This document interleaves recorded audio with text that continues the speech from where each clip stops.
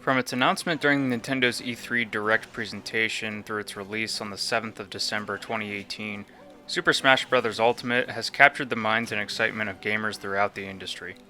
What was initially proposed as a compilation of the series' history has now ballooned into something much greater. Moving beyond Smash's greatest hits, Ultimate has become something of an interactive personal gaming museum, unlike any other game out there. This thought came to me as I sat at my computer watching the September 4th, 2019 Nintendo Direct. During this Direct, it was announced that the highly anticipated fighter Banjo-Kazooie was to become available that night in addition to a version 5.0 update. Right after this news broke, the screen went dark and the series' iconic cross appears on the screen. Another new character was about to reveal itself. A graphic showing the history of Nintendo hardware scrolls by, moving from the modern day to the distant past. As we scroll all the way to the beginning, we start to move backwards and slightly to the right, revealing not a Nintendo device, but the SNK-developed home console, the Neo Geo. We are treated to the console's titillating startup screen.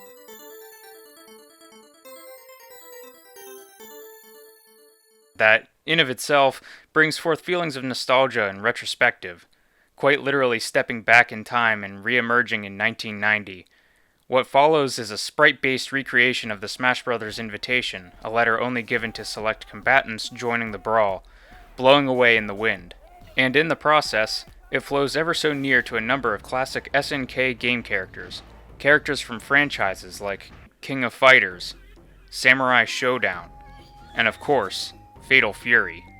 Characters that I personally haven't had much experience with, but as I continued to watch the trailer, all I could do is marvel at the history and the pedigree of these titles, as well as the history and pedigree of SNK, a company still making games today, but is perhaps overlooked or not paid as much attention by the wider gaming audience.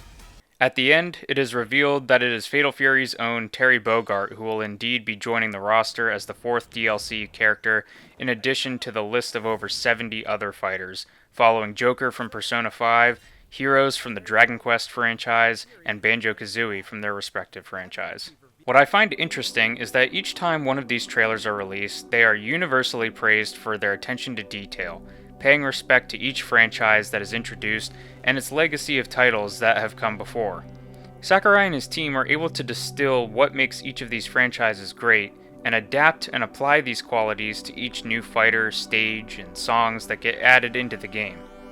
Whether it's having multiple Dragon Quest protagonists playable via alternate costumes, bringing back original banjo composer Grant Kirkhope to remix catchy new themes, or creating throwback sprite animations to demonstrate SNK's prolific history, these trailers themselves embody the concept of legacy.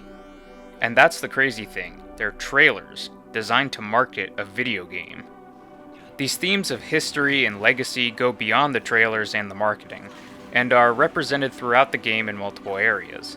Beyond this 70-plus playable character roster being one of the largest fighting game rosters in history, Ultimate features content from nearly 200 gaming franchises stretching back as far as 1980, and spanning over several consoles and arcades over the decades, the culmination of which is on display in the game's Spirits mode.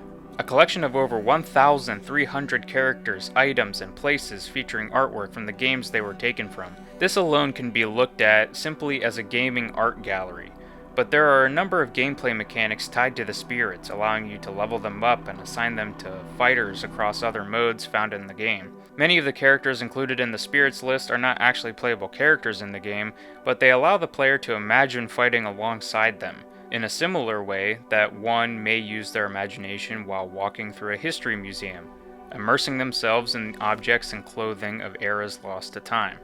Beyond the visual, what about the music? These gaming franchises have inspired the creation of thousands of incredible musical works, and of course you can listen to a list of over 800 selections right in-game. Remixes, original recordings, famous tunes from throughout gaming's history, of which songs from the likes of famous composers Koji Kondo and Nobuo Uematsu are recognizable from people around the globe.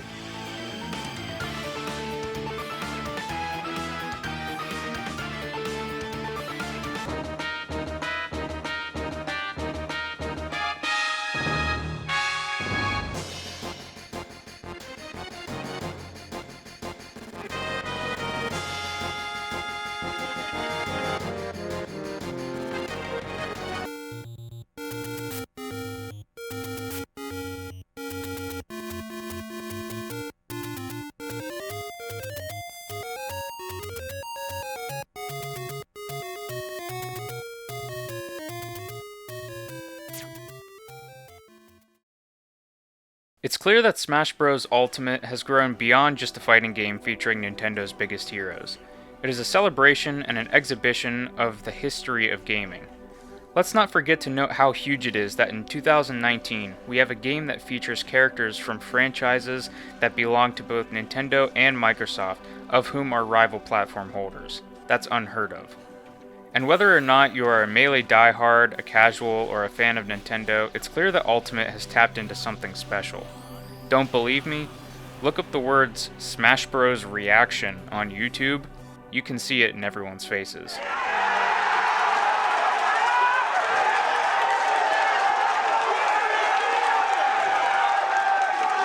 All of this history, legacy, and pedigree in a single video game. A game that you can pop into your Nintendo Switch and explore and interact with whenever you choose. A personal interactive museum.